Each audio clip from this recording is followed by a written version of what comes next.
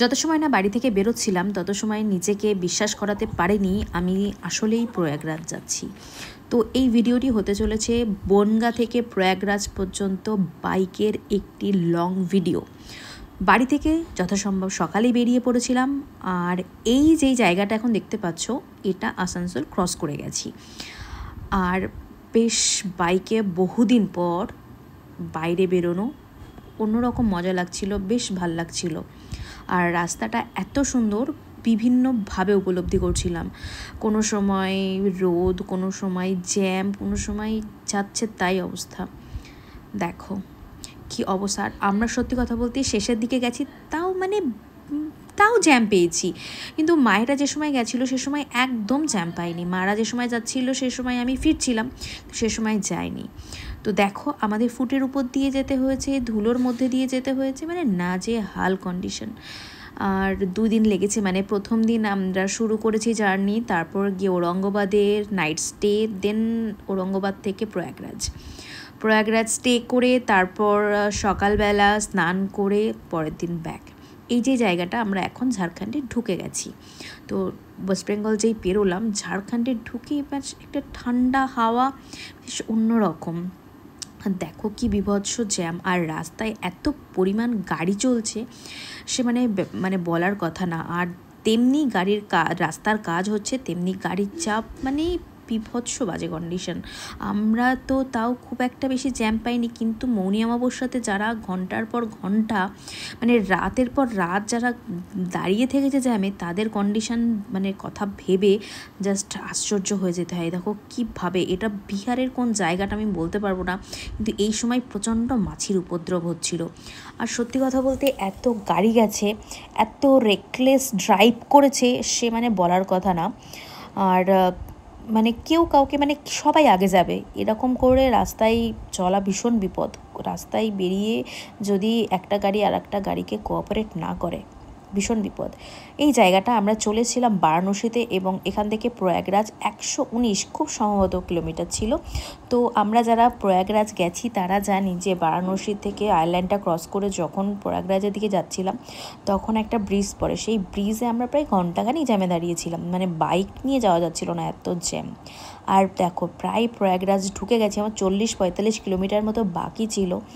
আর রাস্তাতে কি সুন্দর লাইটিং করা, তো এটা আমাদের কলকাতাতেও আছে, আশ্চর্যের কিছু নেই। তো প্রয়াগরাজ ঢুকে গেছি, আর দেখো কীভাবে লোকজন সব স্নান করে ফিরছে। আমার খুব একটা পজিটিভ ভাইব মেলাতে, যেটা আশা করি যারা গেছি আমরা তারা উপলব্ধি করতে পেরেছি।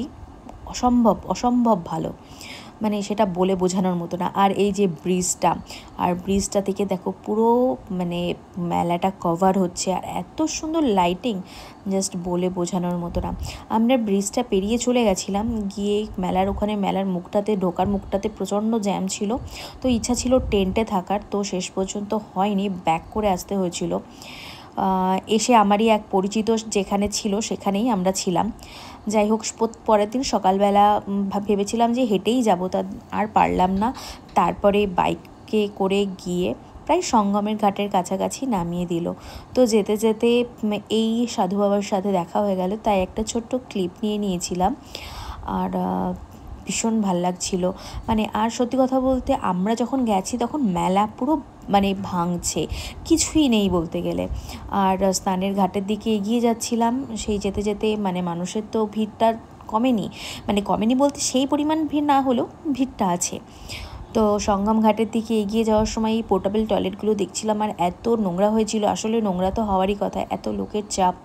আর একটা জিনিস আমি খুব উপলব্ধি করতে পেরেছি, যেটা আমরা যখন সমুদ্রে বেড়াতে যাই তখন এক কিছুতে যাওয়ার পর একটা গর্জন বা একটা ফাঁকা হাওয়া, আর আমার এই জায়গাটাতে এসে সেম ফিল হচ্ছিলো, আমার মনে হচ্ছিলো পাশেই সমুদ্র আছে। তো যেহেতু মোহনা, আর এই দেখো ঘাটের কী অবস্থা, এখানে ব্যারিকেড দেওয়া আছে, এবং আমার ডান সাইডটাতে ভিআইপিদের জন্য আর ওখানে নর্মাল লোকেদের জন্য স্নান করা। আমি স্নান করে কপালে তিলক কেটে নিয়ে এবার ফিরে বাড়ি ফেরার পালা। তো সকাল সকাল বেরিয়ে গেছিলাম, প্রায় 4:35 বেরিয়েছিলাম। বেরিয়ে আমরা বেশি দূর পৌঁছাতে পারিনি, মানে ওয়েস্ট বেঙ্গলে ঢুকতে পারিনি। ইচ্ছা ছিল ওয়েস্ট বেঙ্গল ঢুকে যাওয়ার, আনফর্চুনেটলি শরীর আর টানছিল না, তো ঝাড়গ্রামেই থেকে যেতে হয়েছিল, ঝাড়খণ্ডে থেকে যেতে হয়েছিল। তো সকালবেলা ঝাড়খণ্ড থেকে ওয়েস্ট বেঙ্গল এবং বাড়ি।